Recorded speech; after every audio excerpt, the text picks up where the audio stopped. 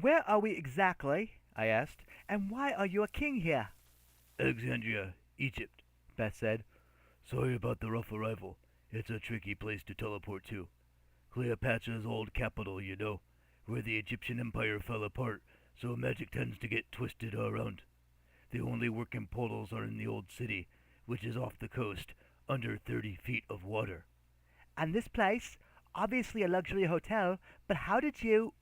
Penthouse suite, Four Seasons Alexandria. He sounded slightly embarrassed. People in Egypt still remember the old gods, even if they won't admit it. I was popular back in the day, so I can usually call in favors when I need them. Sorry I don't have more time. I could have gotten us a private villa. How dare you, I said, making us settle for a five-star hotel? Now, why don't you make sure we're not interrupted while I heal Carter? I grabbed the wax figurine Jazz had given me and knelt next to my brother. The statue was deformed from getting knocked around in my bag. Then again, Carter looked worse for wear, too. Hopefully the magic connection would still work.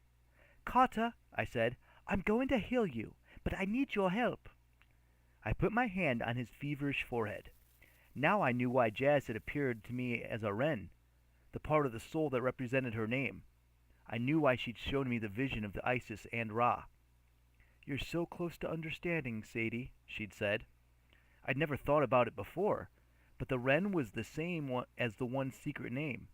It was more than just a special word. The secret name is your darkest thoughts, your most embarrassing moments, your biggest dreams, your worst fears, all wrapped together. It's the sum of your experiences, even those you'd never want to share. Your secret name makes you who you are. That's why a secret name has power. It's also why you couldn't simply hear someone repeat a secret name and know how to use it. You had to know that person and understand their life. The more you understood the person, the more powerful the name could yield. You could only learn a secret name from the person himself, or from the person closest to his heart. And heaven help me, for me, Carter was that person. Carter, I thought, what is your secret name? Even in sickness, his mind resisted me. You don't just hand over your secret name. Every human had one, just as each god did. But most humans spent their whole lives not knowing that, not ever putting in words their most private identity. Understandable, really. Trying to sum up your entire existence in 5 words or less? Not exactly easy, is it? You can do this, I murmured. You're my brother. I love you. All these embarrassing bits, all the annoying bits, which I imagine is most of you, 1,000 Zias might run away from you if they knew the truth, but I won't. I'll still be here. Now tell me your name, you big idiot, so I can save your life. My hand tingled against his forehead. His life passed through my fingers. Ghostly memories of when we were children living with our parents in Los Angeles. I saw my birthday party when I turned 6 and the cake exploded. I saw our mother reading bedtime stories to us from a college science textbook. Our dad playing jazz and dancing around the room while Carter covered his ears and yelled, "Dad!" I saw moments I hadn't shared with my brother as well. Carter and Dad caught in a riot in Paris. Carter and Zia talking by candlelight in the first Gnome.